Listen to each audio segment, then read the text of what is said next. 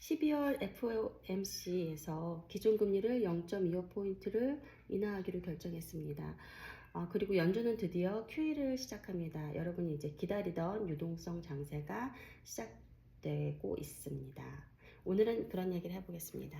그러면 지난 시간에 제가 이제 그런 말씀을 드렸었어요. QE라는 게 QT가 이제 12월 1일부로 종료가 되고 QE가 언제 시작될지 모르겠지만 조만간 시작될 것 같다 이렇게 말씀을 드렸는데 생각보다 급하게 연준이 QE를 시작하고 있습니다. 그래서 잠깐 다시 한번 QT에 대해서 말씀을 드리면 QT는 국채를 연준이 가지고 있는 국채를 매각하고 매각을 하면 돈을 받겠죠. 그렇게 시중에 있는 달러를 연준의 그 잔고에 다시 흡입을 하는 거고 그럼 시장에 달러가 줄어들겠죠. 그래서 유동성을 흡수하는 정책이고요. QE라는 건 반대로 그 시장에 있는 국채를 사들이는 겁니다. 국채를 사면 국채에 대한 값을 달러로 지불하겠죠, 시장에. 그래서 시장에 달러를 푸는 정책이 QE입니다. 그러면 이제 진짜 유동성이 생기는데요. 사실은 연준에서는 QE는 아니라고 그래요. 왜냐하면 정확한 QE라는 거는 30년 그런 장기 국채를 매입하는 것을 QE라고 하는데요. 이번에 연준에서는 단기채를 매입하겠다. 그러니까 QE는 아니다라고 했는데 뭐 단기채나 장기채나 시장의 달러 유동성을 주입을 하는 거기 때문에 푸는 거기 때문에 QE라고 보시면 될 것 같습니다. 그런데요, 이상하게 어제 나스닥 가격이 떨어지고 채권도 좀 떨어졌어요. 근데 뭐지? 금리도 인하하고 이렇게 QE 닮은 그런 유동성도 풀겠다라고 했는데 왜 떨어지지? 하고 이제 시장이 약간 혼란스러워하는 분위기인데요.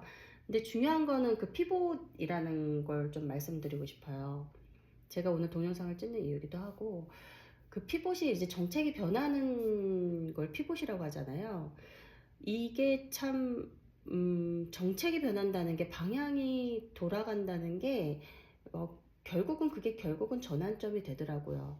2022년에 그때 처음 이제 금리를 올려야 된다. 코로나로 그 풀린 유동성을 흡수해야 된다 할 때 계속 말들이 있었는데 처음 금리 인하를 할 때는 그렇게 자산 가격이 떨어지지 않았어요. 인상을 할 때는.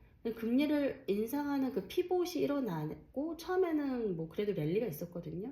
그런데 그 피봇이 무섭다라는 걸 느낀 게 그렇게 인하하던 금리를 이제 인상하기 시작하니까 계속 인상이 되잖아요. 0.25씩 이렇게 누적되고 또 급격하게 뭐 0.5도 올리기도 했고 하여튼 그렇게 정책 방향이 바뀌니까 자산이 정말 1년 내내 떨어지더라고요. 그래서 투자를 오래 하면 할수록 느끼는 게 결국은 유동성이다. 되게 좀 슬프죠. 어떤 종목이 잘 되고 어떤 분야가 또 전망하고 뭐 우리는 사실은 그런 걸 되게 중요하게 생각을 하는데 그 밑에 유동성이라는 건 결국 어떤 한 인간에게 체력이더라고요. 체력이 없으면 뭐 아무리 똑똑해도 뭐 공부를 할 수가 없고 훈련도 열심히 할 수가 없고 그런 것 같아요. 그래서 유동성이 굉장히 크고 결국은 지금 우리가 뭐 금리 상태가 높긴 해도 그 고금리에서 다시 한번 또 피벗이 일어났잖아요. 이제 금리를 인하하기 시작하는 시점. 그러면서 천천히 인하를 했지만 결국은 자산시장의 또 랠리를 여러분들께서 지난 1년 동안 보셨을 거예요. 그것처럼 이번에는 이제 연준의 금리 정책은 이미 1년 전에 피봇을 해서 내리기 시작했고 조금씩 그런데 이제 이 국채를 매입하고 이런 QT가 종료된 게 12월 1일인데 QE를 당장 내일부터 12월 12일부터 시작하겠다고 그러더라고요. 그러니까 완전한 피봇인 거죠. 이렇게 되면 2026년이 유동성 장세가 크게 올 것 같아요. 그래서 말씀을 드리고 싶었던 게 저는 그래서 내년에는 뭐 가상자산 국채 뭐 나스닥이나 아니면은 뭐 암호화폐 비트코인 이런 게 다 좋을 거라고 봐요. 기초 체력이 일단 좋아지고 그런데 지금 시장에서 이렇게 왜 안 오르지?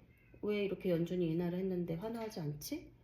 아, 이거 그냥 이런 말들 하더라고요. 이제 재료 소멸이다. 근데 그렇게 단기적으로 바라보시지 말고 저는 여러분들한테 드리고 싶은 말씀이 이제 한두 달 동안 좀 준비를 하셔야 될 것 같아요.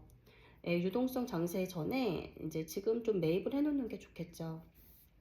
그래서 내 자산을 좀 지금 세팅을 하고 좀 배분을 잘 가져가면 내년에 좀 자산이 점프하는 그런 기회가 오지 않을까 이렇게 생각을 해요. 피봇이 상당히 중요한 시점에 변하더라고요. 그래서 제가 그 오태민 작가가 이제 그런 얘기를 할 때 이런 얘기를 해요. 바닷가에 서면 이제 파도가 이렇게 출렁출렁 하는 게 보인다. 근데 그 파도만 보면 이게 들어오는 물인지 나가는 물인지는 모른다. 근데 밀물일 때도 파도는 출렁거리고 썰물일 때도 파도는 출렁거린다. 그러니까 이게 지금 밀물 때인지 썰물 때인지를 봐야 한다. 이런 얘기를 했었는데 그게 참 인상 깊었어요. 이게 피봇인 것 같아요, 저는. 근데 지금은 이제 가격은 지지부진해요. 지지부진하지만, 이게 이제 밀려오는 물에서의 파고라고 느껴져요. 그래서 오늘 내일 보시고 뭐 실망하고 이러시지 말고 내년에 그 유동성 장세가 펼쳐지기 전에 올 연말에 지금 12월이죠. 올 연말에 얼마 남지 않는 이 12월 동안 자산을 잘 세팅해 놓으시면 내년에 또 큰 기쁨을 느끼실 수 있지 않을까. 네. 여러분, 정책이 변했습니다. 중요한 이슈여서 오늘은 이 주제로 말씀을 드렸습니다. 감사합니다.